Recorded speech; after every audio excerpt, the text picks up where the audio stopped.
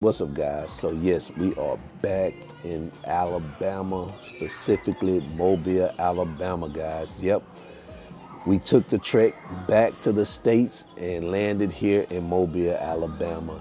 And listen, I was dreading this trip, man. I really was dreading this trip, even though I knew this was coming up, but we knew this was coming up about 8 months ago that we had to come here. But as the time started drawing near, the more and more I started dreading it.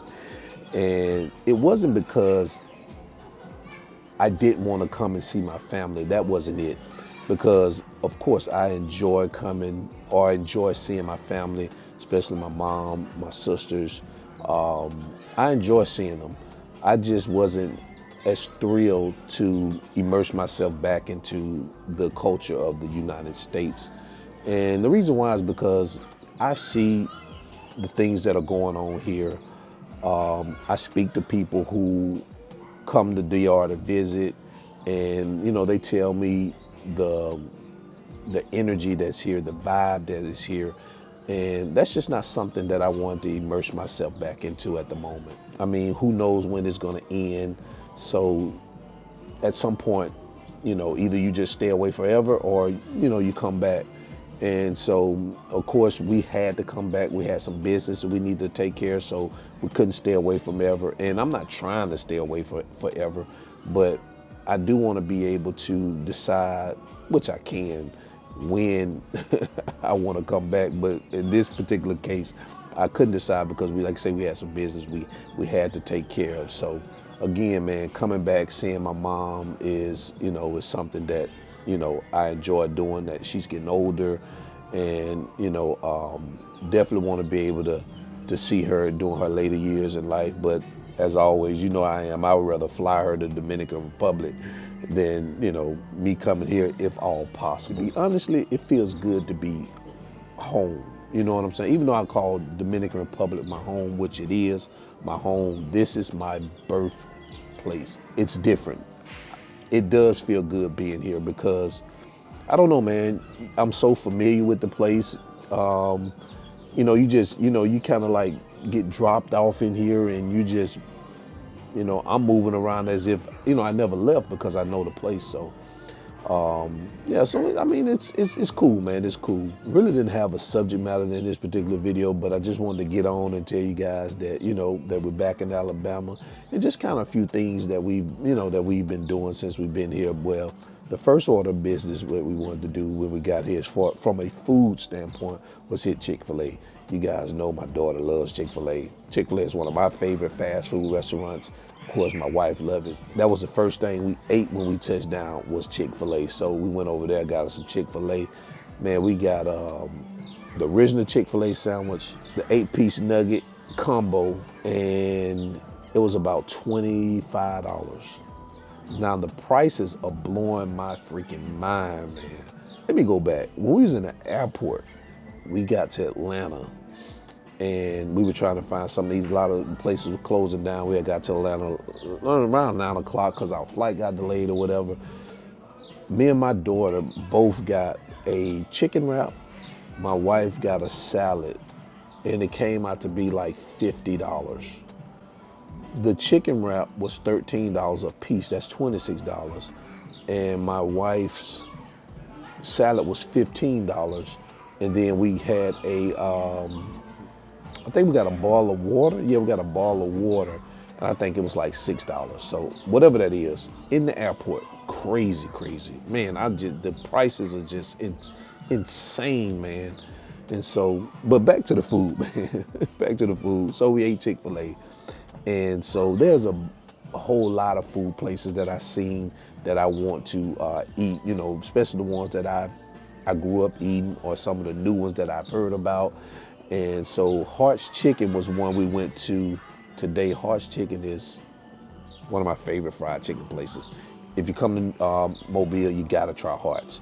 Seasoned well. Well, some people say it's too salty, but for me, it's seasoned really well. I love Hart's Chicken. Hart's has some good chicken. So we ate there today, and we spent $20 there. My wife got tenders. My daughter got a breast and some tater tots. I had a breast and a wing and tater tots. It was $20. And we've all had drinks. $20. Crazy. We can go over there to Tin Pollo where we eat at all the time and get their fried chicken with plantain, fried plantains, and we'll spend 500 pesos maybe, under $10. Very, very, very inexpensive versus here. So there's some other places that I'm looking forward to eating. It's a place called Mud Bugs that we're gonna go to tomorrow, which has, oh man, the seafood is crazy there. They have this Cajun seafood boil. Definitely gonna go there. And they also have, I think they have crab claws there.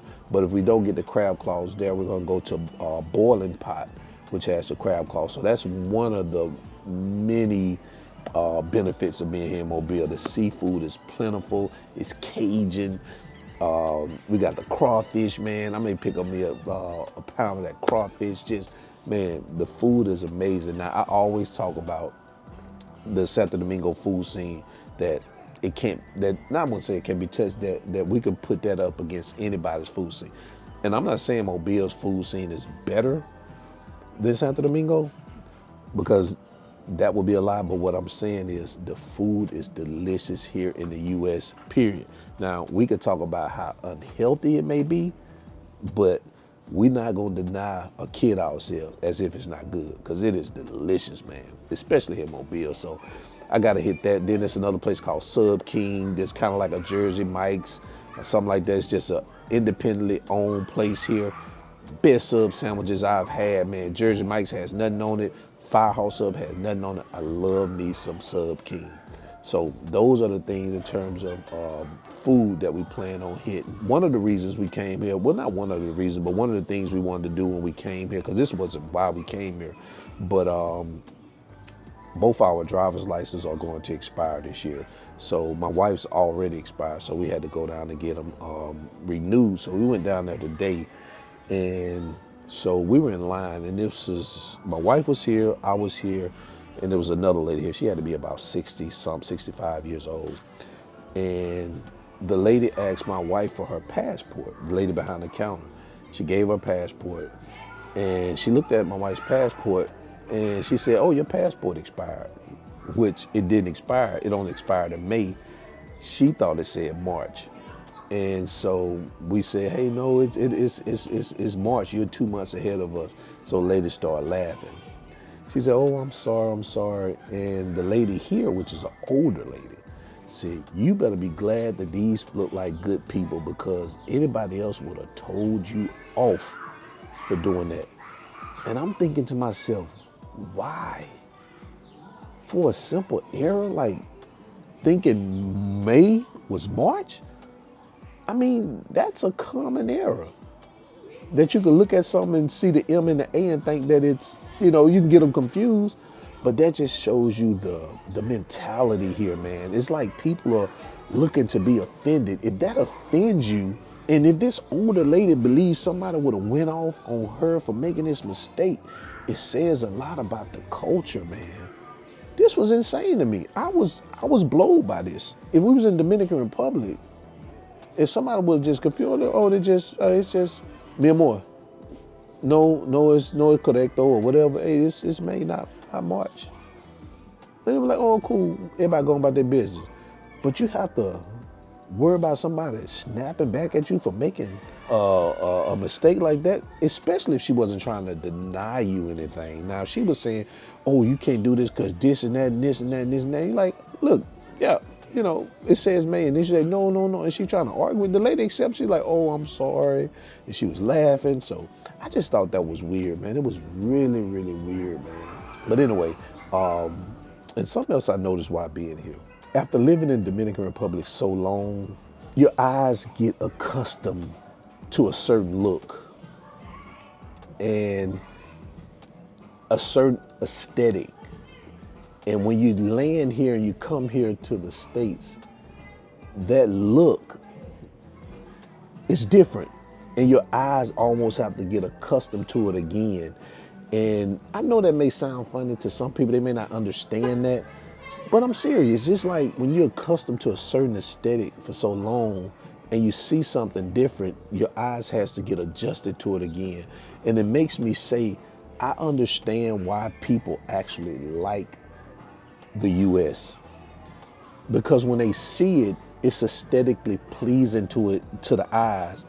And when something is aesthetically pleasing, mentally it translates into good, positive, rich, safe, comfortable, things like that, versus when you see things that are not as aesthetically pleasing to the eye. And not saying Dominican Republic is not aesthetically pleasing to the eye, but let's be honest, it doesn't look like the US. You know what I'm saying? Certain areas do, but a lot of areas don't. You know what I'm saying? You go to Punta Cana, definitely aesthetically pleasing to the eye. You wouldn't know the difference in Punta Cana.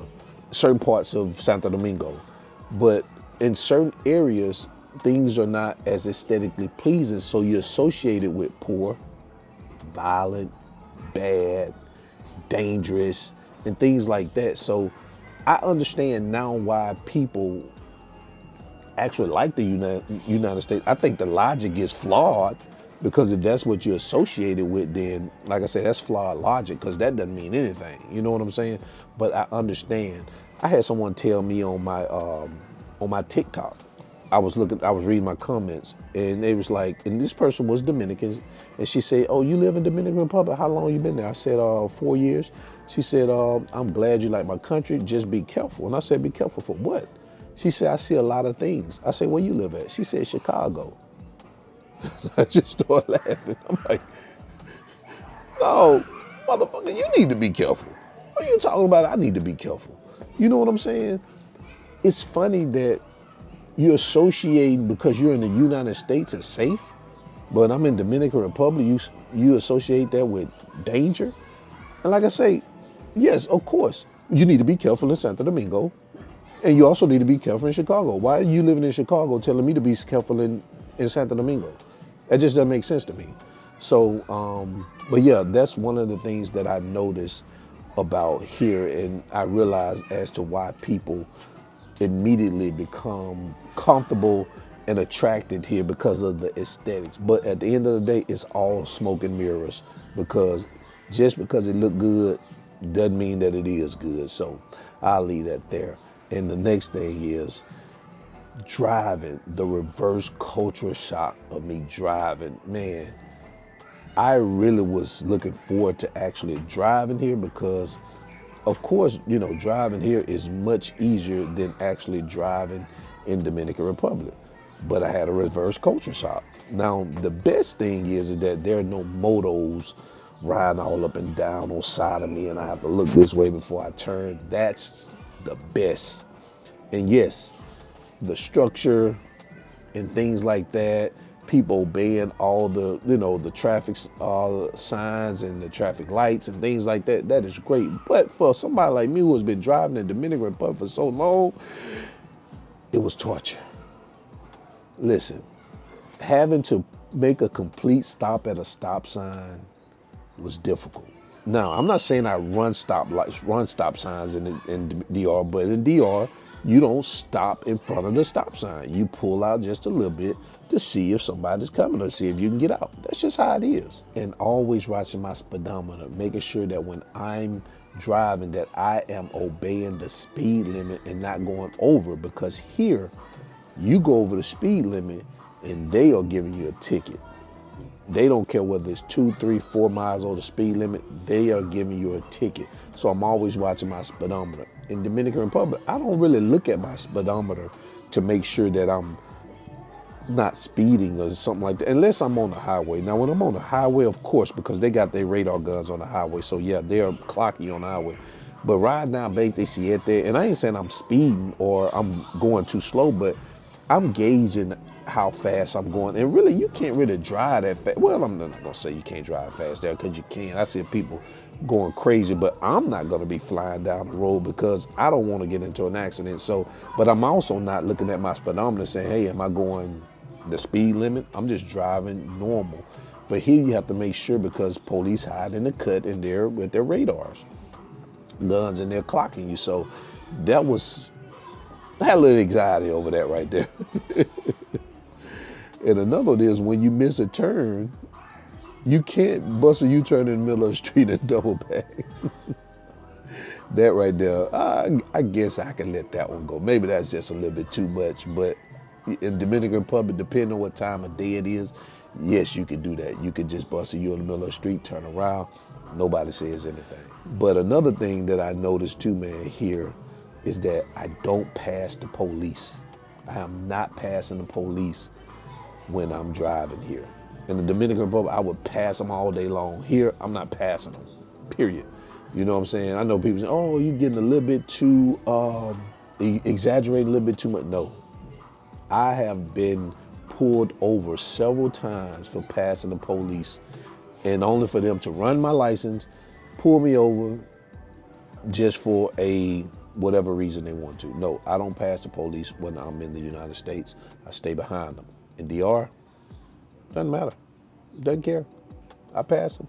So, but other than that, the food, the driving, and just being back in a place that's familiar but unfamiliar has been, you know what I'm saying, it's been cool, man. And I'm gonna tell you, I'm looking forward to seeing some of the friends I grew up with, man, and just having a cigar or having a drink. A couple of them have already reached out to me because they know I'm in town. So I'm just gonna enjoy my time while I'm here, man. Contrary to popular belief, I do not hate America. I was born here, I was raised here, my family is here, and I am very appreciative of the opportunity that it afforded me. But I just don't like what's going on here. And I was not given anything. I earned every single dime when I was here. So I have the right to feel the way I want to feel, and you can't do nothing about it. So I'm gonna enjoy the rest of my time here, guys. I just wanted to pop in, let you guys know what's up. So until then, remember, always keep your goals at the forefront of your mind. Always live in the present, because that's the only way you're gonna live your best life. And I'm out. Peace. Je bent God aan mijn best life, yeah. Je bent God aan mijn best life, yeah. Something you and me, oh. Je bent God aan mijn best life, yeah. Jumping, flexing, no.